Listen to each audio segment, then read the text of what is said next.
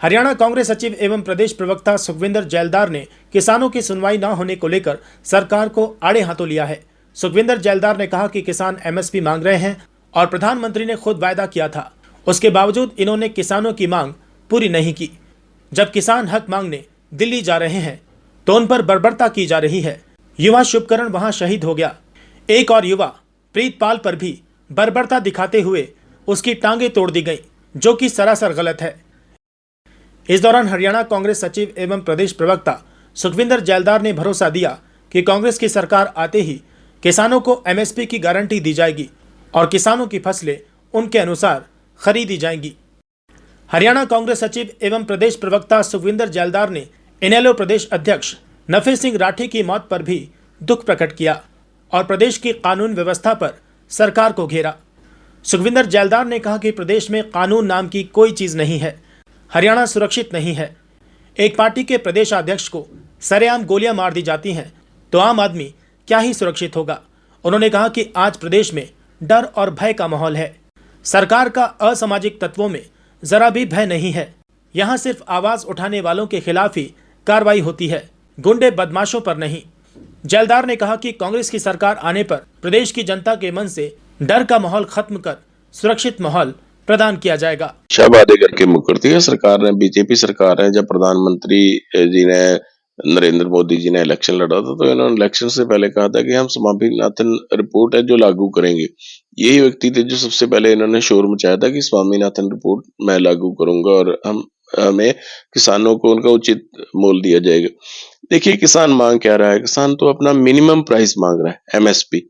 एक तो होता है, एक पानी की बोतल का भी एमआरपी लगा होता है कि मैंने इस रेट से कम नहीं बेचनी। किसान तो अपना बेचारा मिनिमम प्राइस मांग रहा है कि हमें एक प्राइस तो फिक्स कर दो। वो अपना, देखिए कारोबारी को अपना रेट फिक्स करने का अधिकार है, लेकिन किसान को अपना रेट फिक्स करने का अधिकार नहीं है। वो सरकार की तरफ देख रहा है और सरकार कर क्या रही है, दे क्या रही है। सरकार किसानों को मार रही है।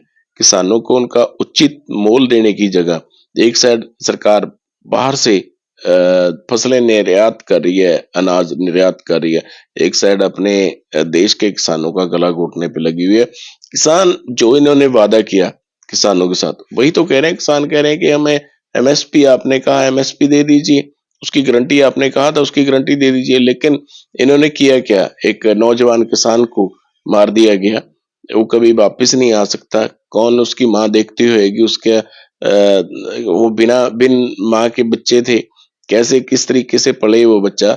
और आज जब उस अपने फादर की बांह पकड़ने का उसका टाइम था, अपनी जो छोटी बहन है उनकी शादी करने का वक्त था, आज उसको इन्होंने गोली मार के मार दिया गया। तो ये किसानों की हितैषी सरकार नहीं, किसान विरोधी सरकार किसानों को खत्म करने पे लगी हुई है। ये कारपोरेटर जो बड़े बड़े घराने हैं, ये उनको फसलें और जमीनें बेच देना चाहती है और ये चाहती है कि किसान इनके यहाँ नौकरी करे। किसानों की जमीनें खोसने का ये कार्य कर रहे हैं और खोसेंगे।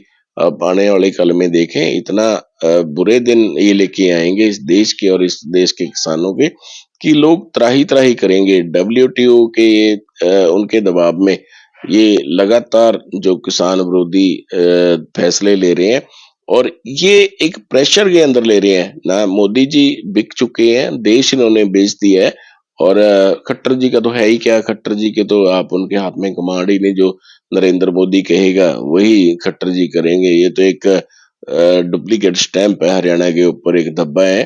तो इन्होंने जो आज तक जितने भी फैसले हुए वो सारे के सारे फैसले इनके गलत है। और मैं आपके माध्यम से कह देना चाहता हूँ कि जिस दिन हमारी सरकार आएगी, जिस जिस व्यक्ति ने किसानों के साथ बुरा किया उनके साथ उन लोगों के खिलाफ भी कार्रवाई होगी और हम अपने किसानों को उनका उचित मोल भी देंगे और उनकी रक्षा भी करेंगे। किसान की, मेरे वर्ग की, कर्मचारी की और एक जो हमारे जितने भी काम करने वाले कर्मचारी हैं और लेबर वाले हैं, जितने भी, सभी का हम उनकी एक रेट फिक्स करेंगे, उनको उचित मुआवजा भी देंगे। और जैसे किसी का मकान टूटा हुआ है, किसी को पेंशन मिलनी चाहिए, बहुत से ऐसे कार्य हैं जो लोगों की आम जरूरत है, हम आम जरूरत लोगों की पूरी करेंगे। अभी इनका जाने वाला टाइम है, जैसे ही हमारा टाइम आएगा हम लोगों को करके दिखाएंगे। इसकी कानून व्यवस्था का दिवाला निकल चुका है। देखो, प्रदेश में कानून नाम की कोई चीज रही नहीं है। एक साइड सरकार बड़े-बड़े दावे करती है कि हम रक्षा करते हैं हर इंसान की।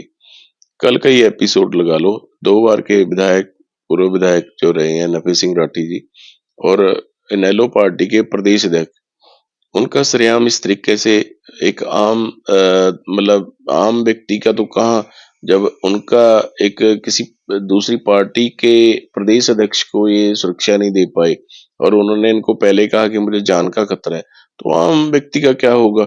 उनको देखो 2 बंदों को वहीं पे मार दिया गया गाड़ी के अंदर सरेआम और लोग गाड़ी के अंदर सुरक्षित नहीं है। अगर कहीं पे वैसे खड़े हों तो तब तो क्या हाल होगा? मतलब इस तरीके से दिवाला निकल गया है कानून व्यवस्था का, कोई भी व्यक्ति सुरक्षित नहीं है। बहुत से एपिसोड आप लोगों को पता है, कितने ही लोगों को पहले भी मर्डर हो जाते हैं और बाद में सरकार कहती है कि हम नहीं जी हम इसकी इंक्वायरी कराएंगे। इंक्वायरी में क्या होना है, क्या इंसान वापस नहीं आता। और ये बड़े बड़े दावे जो हैं सरकार के, ये खोखले साबित हो रहे हैं। ना ये कहीं धरातल पे है, ना इन्होंने कोई विकास किया और इन्होंने विनाश ही विनाश किया हरियाणा का। और इसके अलावा कुछ नहीं, कानून नाम की चीज हरियाणा में नहीं रही।